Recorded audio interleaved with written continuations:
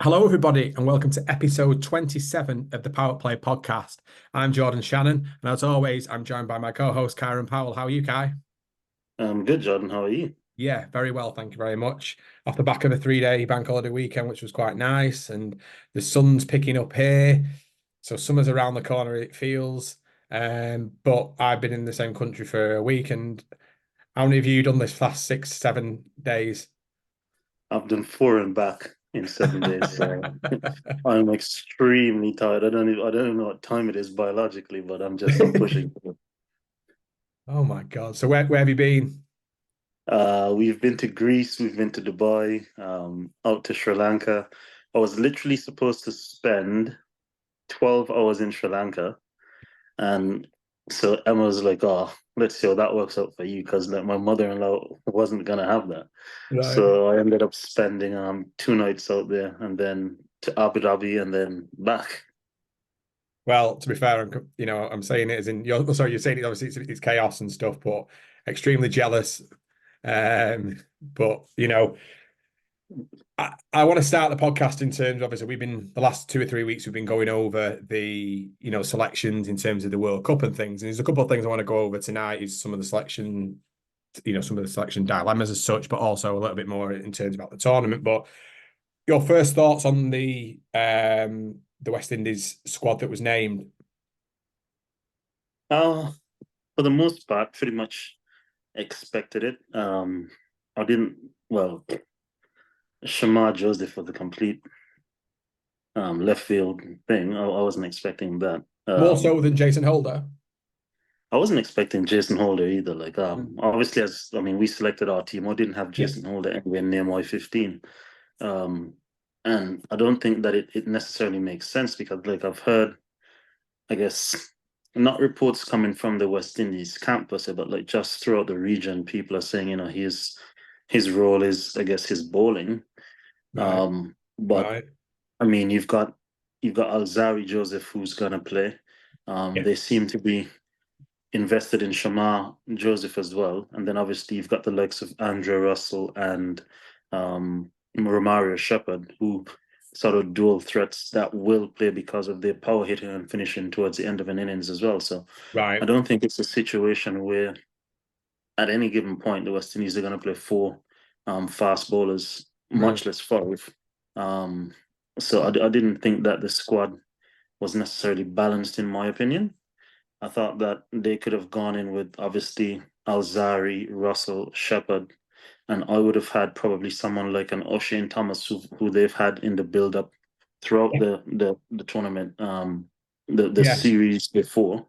I would have kept him, and I would have gone with either a Hayden Walsh or well, no, I would have definitely gone with a Hayden Walsh, and I'll tell you why.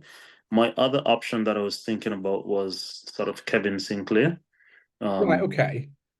And again, that would have been sort of a left field pick because I mean he started playing T20 cricket for the West Indies, but they've sort of shifted him, I guess, more towards red ball cricket of Yeah. late. So he's more in the test match setup and stuff.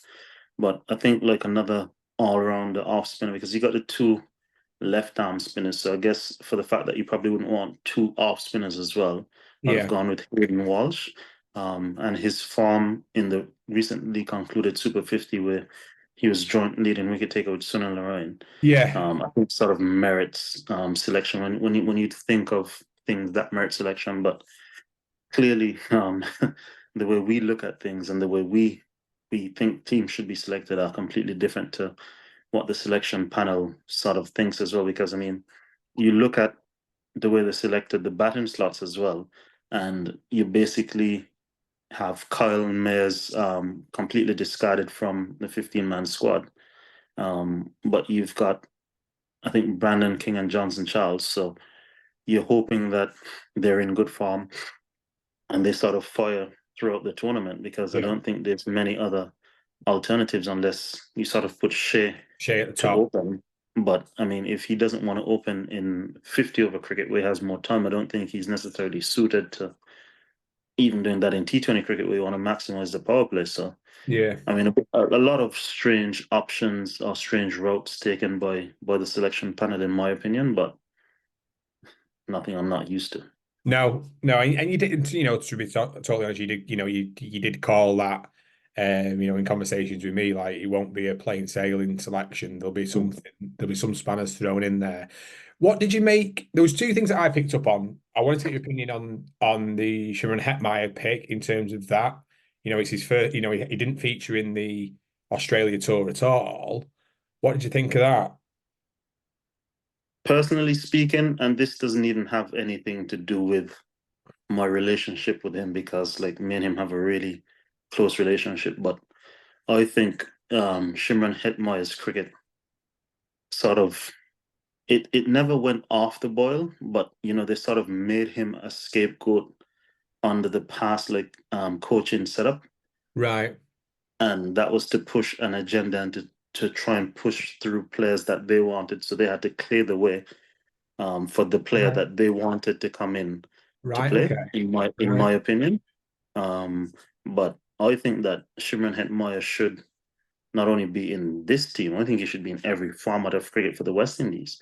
But obviously, the way that they've treated him over the years, it's kind of difficult for one to want to play in a setup where literally every other day you sort of get dropped or discarded. But then when you go to play for your various franchises, they understand your value, they Yeah. appreciate you, and they Yeah. Yeah. use Yeah. you that you are a match winner, that you were for the West Indies in times gone at a much younger age when you Yeah. were much more inexperienced, and know that you should be blossoming into the player that they've invested into that has shown so much potential at a young age. They're discarding you and just have you in and out of the team. So it's frustrating for me to see, and I know it's definitely frustrating for him to go through. It's a tough watch, but I mean it's West Indies cricket, and agendas get pushed, unfortunately, and certain players get made scapegoats of so that other things can happen in favor of people that are more favorable to management at the time. Very well put, I would say that. I think that, I think from, speaking on behalf of someone who's a friend and stuff, I think you put that in a really, precise way and to the point. The other thing I wanted to pick up on there as well is the situation with Jason Holder. You know, I'll be honest with you, when I was going through my teams, not that I didn't have him in my 11, but I thought about him and I thought, would he go from an experience perspective? Would he be good around to be good to have around? But ultimately, when he's currently playing for Worcestershire over here, I don't think the communication could have been. I can't imagine he thought he'd be getting on a plane going back home and to the USA playing in the tournament if his prep is over here playing red ball cricket. For me, based on obviously I didn't have him in my team, Yeah. but based on the decisions he's been making of late, I don't think he even thought that he was Hmm. anywhere near to sort of any West Indies team, because he sort of said that he pulled out of the Australian tour, the Test tour, to focus on preparation for the T20 World Cup. But then comes back and plays red ball cricket for Barbados, Yeah. and then comes over to England to play for Worcester, and says he's preparing for the Test match series in England, when you should definitely be trying to finalize your preparation for the T20 World Cup that starts in a matter of days or Yeah. weeks. Yeah. So, I mean, his decision making sort of suggests that there's been no communication. And it also suggests to me that he didn't see himself in this T20 World Cup team, nor did he see himself as like a show pick even in the squad for the England Test match series. So he Yeah. tried to come over And and getting forced his way in, really. yeah, sort of Yeah. force your way in through performances, obviously Yeah. for playing for Barbados, and then coming into the conditions that the West Indies are going to be touring, and saying, "Look, I've been Yeah. there Yeah. recently and performed. I'm someone that obviously has X amount of experience, and I've been there recently, so I should be a viable candidate to be in the squad. Whether he gets into the 11 or not is a completely different situation, because at the moment you've got Alzari Joseph, Shimar Joseph, Kimar Roach, and Jaden Seals coming back from injury. Yeah. So the pecking order is going to be an interesting one to see who sorts of gets in, but I didn't see it, and it doesn't really make much sense when you look at, as I said, the selections of an Andrew Russell and a Mario Shepherd, because then you sort of playing three all-rounders, and Jason's batting in T20. It's not explosive to the point where he's going to rip you apart batting Yeah. at number 9, Yeah. and you're not going to sort of be sending him up the order when the top and middle order is already packed anyway. So it doesn't really make much sense. But again, Desmond Haynes. Say no more. No, but that's exactly what I picked up on when obviously I saw the announcement that Jason was going to be playing for Worcestershire. I just thought, you know what, fair play. He's obviously trying to force his way into this Test squad, and I actually admired that move in a way of like, taking, doing what you can to force it through. He played he went back to Barbados, played in the 4-day stuff, and then obviously coming back over here. So you think about his planning. I think, you know what, fair play. He's under the circumstances and like you said, the quick bowlers that you mentioned there, he's probably going to find himself at the back of the queue. But I'm all for any professional player and athlete for, doing what they need to do. I'm all for it. I mean, you had a chat a month or so ago. We were talking about Jermaine Blackwood coming over here playing, league cricket, and he said, he wants to come over to find his, to get going again and stuff. And I got massive respect for that. As a professional athlete, you've got, a small, window when it comes to sort of playing. And we've spoke before about capitalizing on opportunities from a franchise cricket perspective and earning that income. But there's also that perspective of doing what you need to do and to actually professionally develop more so. And even at the later, towards the end of certain careers, like they're working hard. And I got massive respect for that. Yeah, 100%. But it also needs to, I guess, make sense and align with what is happening and Yeah. what series and stuff are coming up. So that's why I said, like, it really didn't make, or it doesn't make much sense, because this time that he's playing for Worcester, I mean, a 4-day game is obviously quite a big chunk of time per day and of your week. Yeah. So how do you then get an opportunity to go and work on your T20 skills whilst playing 4-day matches? They won't be doing, will they? Exactly. So it's not necessarily the wisest move. Doesn't really make much sense, but he's managed to find favor in the eyes of the beholders. Yeah. Well, we'll end up doing a full episode on something like that round if we don't change the subject. So, in terms of obviously the T20 World Cup still, what did you make of the exclusion of Jake Fraser-McGurk and Steve Smith? Steve Smith, I sort of expected, obviously. Yeah. I mean, I was gonna have him in my team regardless because I'm a huge Steve Smith fan. Jake Fraser-McGurk, I thought, was obviously a lot more of an interesting omission. I mean, I can understand that, the top 3 have been doing really well for them over the past 18, 24 months. And so you have to back them because these are guys that have gone on and won major trophies. Sort of, they won not the last T20 World Cup, the one before that, and then obviously the last 50 over World Cup as well. Yeah. And these are tried, tested, and true guys. I think if anything, he would have pushed the likes of maybe a David Warner through age, but not through performance. Because obviously David Warner in white ball cricket has not really ever had a dip. He's been pretty much consistent, even into the last series that they played against the West Indies. Yeah. He was pretty good and scored some runs. So you can sort of see obviously why people are excited about him. He seems to be extremely talented. Again, scored 50 off 20 balls or something like that yesterday or the day before. Yeah. So absolutely flying. I mean, the rate that he's able to score at, it puts the bowlers under extreme pressure and gives his team such a cushion, such a big margin for error because he gets them off to such a flyer. Yeah. And I think that he'll be someone that will be, really good for Australia in the years to come. Unfortunately, he missed out, but we know that he will be definitely in and around the team in the not too distant future. Yeah, I totally agree with everything that you just said there. I think from my little perspective on it was, I think that he came out and obviously turned around and said, he doesn't think he's ready for that, and stuff like that. And I thought, you know what, fair play. And ultimately as well, it's only going to be a matter of time before he does get that call up and things. And that squad that we went through, both of us, it's packed. And especially at the top of the order and stuff like that, and the way that they have the balance and things. I understand from their perspective, but I also think it'll be a big, sometimes you need. I won't say a knockback. It's not necessarily probably a knockback as such, because it's not like he was probably expecting it. He's probably forced his name in the selection conversations based on his performances in the IPL. But I think that it allows him to keep that focus and drive, and it'll come good. While we're still on this topic of obviously T20,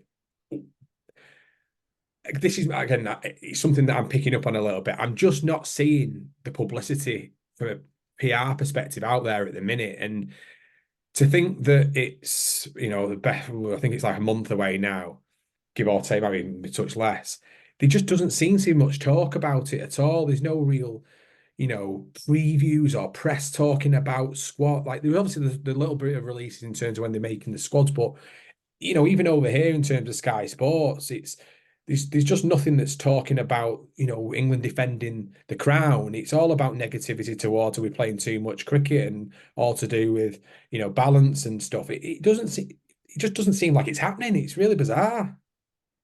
And that is all because of an overdose of cricket. But people will point to everything else but sort of the IPL. No one will ever say that the IPL is too long, it's taken too big of a window because of the amount of money players and countries generate from the IPL's existence. And so, I mean, having probably the biggest, which is strange, but having the biggest tournament, which is the IPL, end before what is supposed to be the biggest Yeah. tournament in the T20 World Cup, like sort of 8 days before, sort of highlights, what really is taking precedence over what should be taking precedence. And so that's why I guess there's such a lack of excitement or even just press coverage around the T20 World Cup. And it's sad because like these are tournaments, it's a World Cup, players should be, and countries, everyone should be buzzing about, the World Cup coming up. Obviously there's the Paris Olympics this summer. Yeah. That's been a buzz around the world for quite some time. Yeah.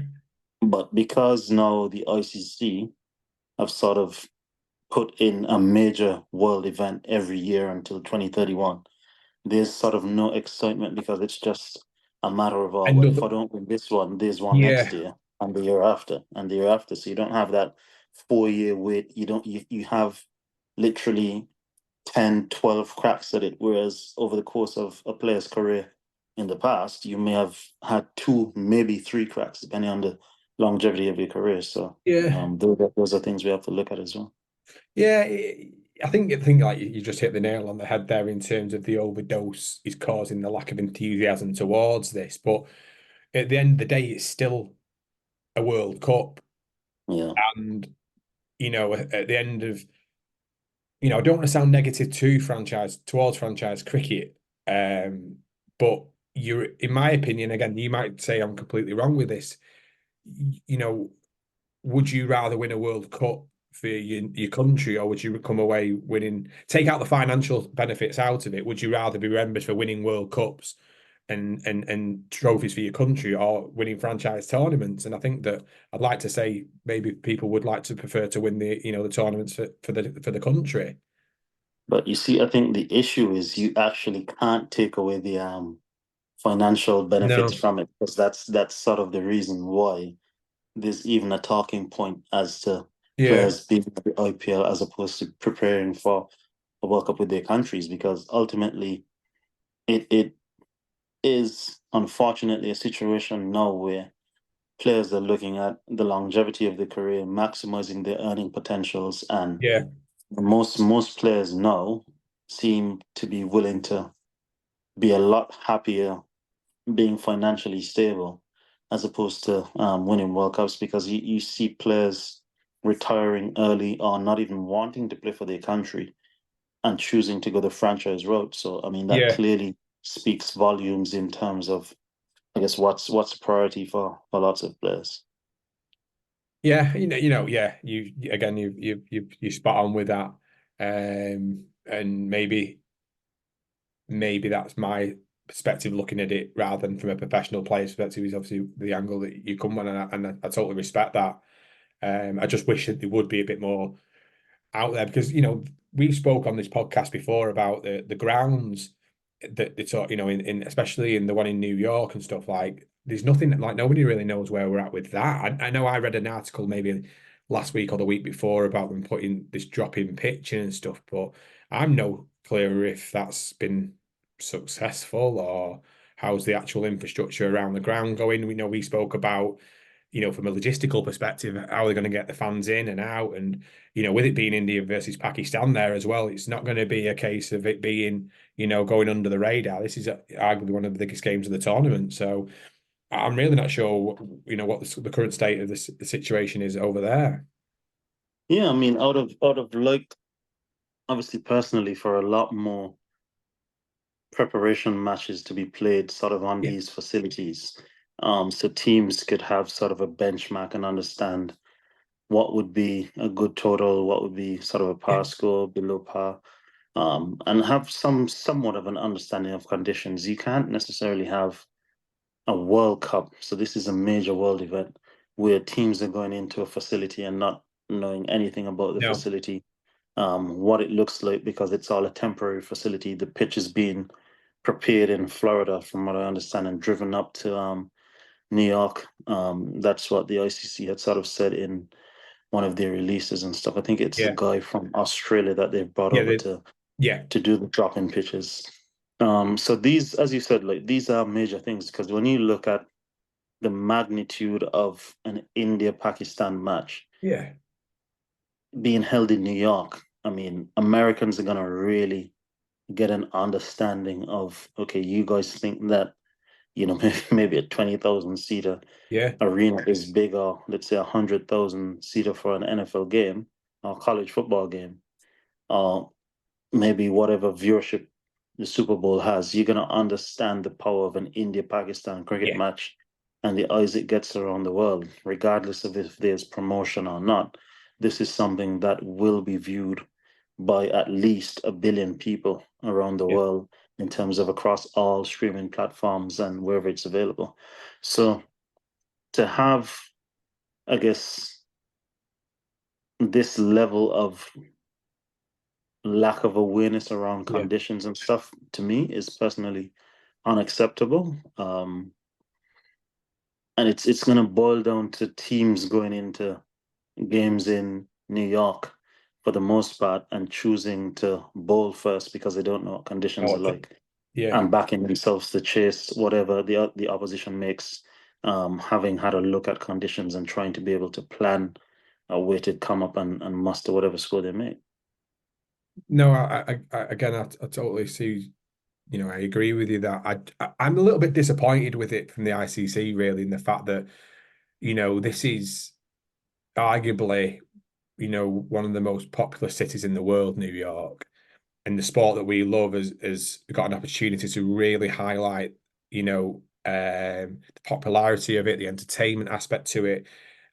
Like you said, with India and Pakistan, that the crowd's going to be there. You've got 1 billion people watching the sport as a an ICC tournament. I'd be pushing it. I'd be marketing the hell out of it, and making it look like, even if it's from a perception perspective, I'd be making it look like this is the equivalent of this is the cricket Super Bowl. This is exactly, this is what we're about. This is what we do as a sport, and really, really pushing it to every corner yeah, I really would, and I think that it is frustrating. We don't know, like you said there, team's going to win the toss and likely going to bowl because it's just we don't know what we check. You don't know how it's going to play. It's it's lack of common sense and it's lack of preparation. And you don't get that opportunity every, to go and play in New York and stuff like that. They should as a sport, and the IC should be doing everything they can to make sure that that is like how good would that be if it was a 270 versus a 260, and a real high entertaining game of cricket with everything. It'd be perfect, perfect. But I again, mean, and you're talking about the media capital of the world as well. yeah, yeah, The Big Apple. I mean, I would have personally loved to see a few preparation games, obviously between the US and Canada. Sort of like a stateside rivalry in the lead up to the World Cup. Something that they can build some buzz around. Come and support us as we take on Canada in New yeah, York, our new stadium. We're going to have one of the biggest games in the cricketing world. We're going to have some of the biggest stars in the likes of Virat Kohli, Rohit Sharma, etc., Babar yeah, Azam, Shaheen Shah Afridi, really come out and just really push it in America, especially the media capital of the world, yeah, and yeah, really draw some attention. Get all the news stations to be so interested that they have media exactly. crews camped out outside the ground on a daily basis Yeah, to get progressional updates on what's happening. It's such a buzz. Oh my God, look who was here today. Match referees from the ICC, etc., etc. People yeah. coming in, checking up on the progress. So that would have been, as you said, the ideal route. Really market the hell out of it. But unfortunately, we have no No, information on it. no, exactly. And these things out there in terms of, these are things I've thought about before, like you know, using influencers in a manner of which to drive hype and stuff. And I just think that there's so much opportunity out there that it could have been massive. And it still might be, but they've got a shorter window to go and do that. And, from a cricket fan perspective, I hope that they do maneuver something so it is as high, it has the most opportunity to be successful. But we'll see how that unfolds over the next few weeks, because it is only weeks now at the end of the day. Yeah. I want to finish this episode by, I read a really interesting article. I found it interesting, but slightly bizarre at the same time. And I know I sent it yourself. And it was regards John Lewis, the England women's head coach, using AI as part of his analysis and team selection. And I just wanted to sort of get your opinion really, and what you made of that. And, is it just a bit of, I don't know, really. I wanted to get your thoughts. Well, funnily enough, that happened because I've got a colleague of mine out in India that started a AI tech startup quite a few years back now, and he's just sold it to a major American company, let's say 2, 3 years ago. Um, and so I think the powers of AI is something extremely interesting. I think it's very beneficial once used in the right way.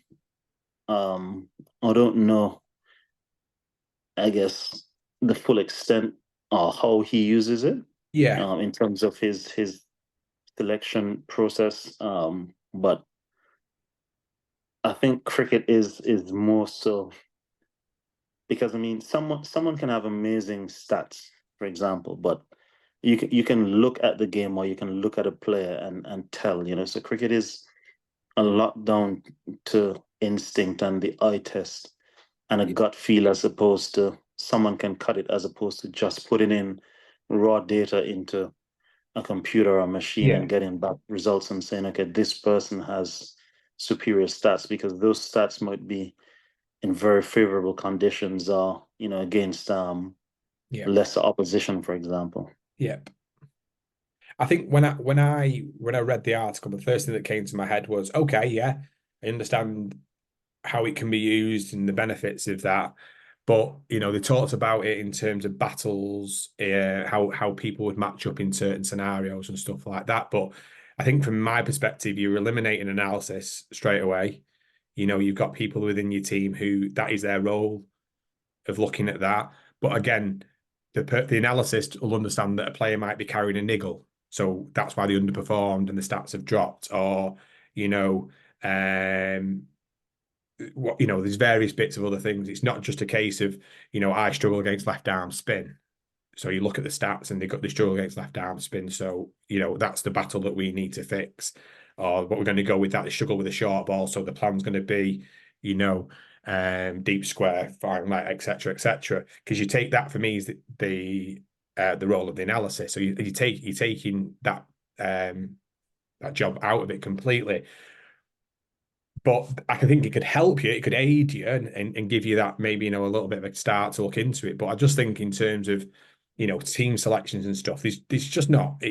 I just don't think it can be used in depth enough. You talk about people's, sport in general. Like, what happens if you've got some personal stuff going on, you've got outside distractions. That's why there might be a dip in form. There's just too much things that can come into it that allow AI to basically determine something so accurate, in my opinion, anyway, personally. Yeah, I think it's an interesting one. Obviously, from what little knowledge I have, they seem to be, I guess, the first people to implement AI into team selection. So it's going to Yeah. be interesting to see how, I guess, the women's team, the England women's team, progress based on the AI selections and not. And I guess Yeah. if it goes well, it'll be something adopted quickly by the rest of the world, and if it doesn't, it'll be something that Well, is sort of binned. truthfully, I think, look, in my opinion, if he had limited resources, I would be, you could potentially put some bits of data in to try and help you if you were struggling for resources. But ultimately, yeah, it'd be, yeah, whether it works or not, I'm not sure. I think they tried it in rugby union, if I remember rightly, or something like that. It might be rugby league, I'm not sure. But there's always going to be things that come into it, and bits of stuff that they try and use and things. So whether it's successful or not will be to be continued, that conversation, I imagine. 100%. I'm definitely gonna look forward to, I guess, the results of that, because it will be something that, I mean, AI is definitely Oh yeah, changing the way of the world. So 100%. Yeah, massively, massively. But it's whether it's adaptable for this, the cricket. That's something that's untested so far, really. And even well, if you use it in the series, you can't just use one piece of data to show it. You're going to collate loads of data to be able to judge whether it's successful or not. I'll tell you what, AI is something that, I guess, evolves and grows so quickly that even if it's not cricket specific yet, it will be able to, I guess, be cricket specific very quickly, especially with, I guess, the likes of India and some of these other Asian countries being such big tech hubs, and Yeah, obviously having a love for cricket as well. yeah, yeah, So yeah. I'm pretty sure someone is at this very point in time with us sitting 100%. down here talking about it, working on something cricket specific. And who knows? Maybe we actually need it. Then we'll have better selection policies. We could get rid of selectors. Say no more. Someone's going to be listening listening or watching this and turning around and say, "Well, you'll see, it's around the corner." Please Yeah. get it going. Get it going. Well, thank you very much indeed for joining me. I hope that you're not doing too much traveling over the next few weeks, and you can finally get used to one time zone anyway. Well, I thought that now that the cricket season is over, I've got a bit of a break, but it seems things are a lot busier now. I've got a lot of stuff happening, obviously personally. Yeah. So yeah, Yeah, no, it's some exciting news as well. So it's all good. perfect. Thanks very much, mate. Speak to you soon. Cheers, Jordan. Speak soon.